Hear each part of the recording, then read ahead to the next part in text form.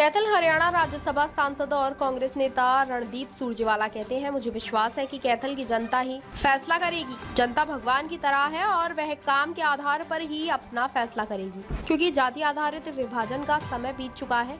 एक समय था जब जातिगत विभाजन प्रमुख थे और जाति के आधार पर संघर्ष आम बात थी, जिसका मुख्य कारण भाजपा द्वारा बनाया गया माहौल था। जनता सच्चाई जानती है, उससे बड़ा कोई न्यायाधीश नहीं है। वह सबसे समझदार है और हमें उसकी समझदारी पर सवाल नहीं उठाना चाहिए। सत श्री अकाल करता हूँ। मेरा परम सौभाग्य है कि आज रतिया के सरदारी के बीच में आज इस नामांकन के अवसर के ऊपर मुझे आने का अवसर मिला है। जो जोश, जो उत्साह आज मैं आप लोगों में देख रहा हूं, आज मेरा हौसला और बढ़ गया है कि हरियाणा के अंदर भारतीय जनता पार्टी की सरकार बहुत बड़े मैंडेट के साथ तीसरी बार बनने जा रही है। भाइयों, ये तय हरियाणा की जनता ने कर दिया है। भाइयों, आप लोगों का मैं दिल से धन्यवाद भी करना चाहूंगा कि पिछले लंबे समय से हमारी सरकार ने मजबूती से हरियाणा प्रदेश के अंदर बिना भेदभाव के, बिना क्षेत्रवाद के समान रूप से विकास करते हुए आदरणीय मोदी जी के नेतृत्व में हरियाणा को आगे बढ़ाने का काम ये हमारी सरकार ने किया है।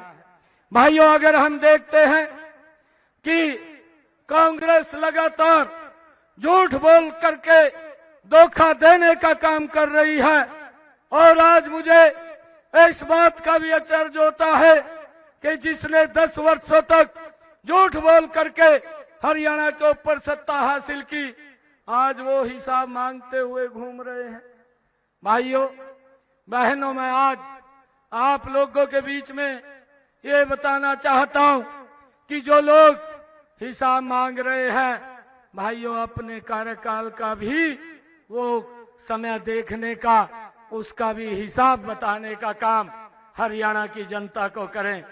भाइयों, एक कहावत है, मैं उसको लगातार कहीं ना कहीं बोलता रहता हूं, परंतु आज फिर वो कहावत मेरी जुबान के ऊपर आई है।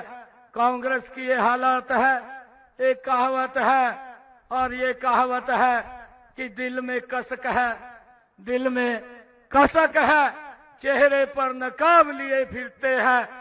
भाइयों, जिनके वही खाते स्वयं के खराब हैं, वो हमारा हिसाब लिए फिरते हैं।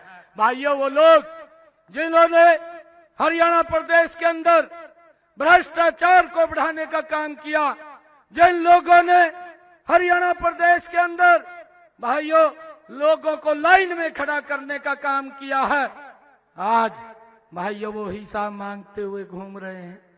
मैंने तो यहाँ के जो विधायक हैं, हमारे विधायक जो रहे थे, मैंने उनको कहा था कि पार्टी का निर्णय है और हमने विकास में रतिया के कोई कोर कसर नहीं छोड़ी है। हमने पिछले लगभग 10 वर्षों में हरियाणा प्रदेश का गति से विकास किया है। भाइयों, आज मैं ये बताना चाहता हूं कि वो व्यक्ति, जब हमने कहा कि एक कमल का फूल है और एक व्यक्ति के पास जाएगा, हमारी सुनीता दुग्गल ने भी बड़ी कुर्बानी दी है और आपको कहीं ना कहीं सम्मान दे करके आपके सम्मान को भी हम कम नहीं होने देंगे। परंतु वो व्यक्ति कांग्रेस की भ्रष्टाचार की दलदल के अंदर जा करके बैठ गया है और जहां वो बैठा है उसका निकलना वहां से मुश्किल हो जाएगा। भाइयों, मैं आज आप लोगों के बीच में ये बताना चाहता हूं कि हमारी सरकार ने पिछले दिनों में जो ऐतिहासिक फैसले किए हैं, हमारे सरपंच साहिबान लगातार ये मांग कर रहे थे कि हमारी जो विकास कार्यों के ऊपर गांव में खर्च करने का जो लिमिट है उसको बढ़ाया जाए। वो 5 लाख रुपए थी। मैंने सभी सरपंच साहिबान को कुरुक्षेत्र के अंदर बुलाया और बुला करके ये निर्णय हमारी सरकार ने किया कि गांव के अंदर विकास कार्यों के ऊपर पैसा खर्च करने की लिमिट अब 5 लाख नहीं, वो 21 लाख रुपया हमारी सरकार ने करने का निर्णय किया है। भाइयों, हमने सरपंचों के गांव के विकास कार्यों के लिए पैसा भेजने में भी कोई कोर कसर नहीं छोड़ी। हमने ये आपके यहाँ रतिया विधानसभा के अंदर, मुझे खुशी है अभी पिछले दिनों में 4 जून के बाद मैंने यहाँ की पंचायतों के अंदर पैसा जो भेजा है वो 37 करोड़ 44 लाख रुपया सरपंचों के खाते के अंदर विकास कार्यों के लिए भाइयों खर्च करने के लिए भेजा है।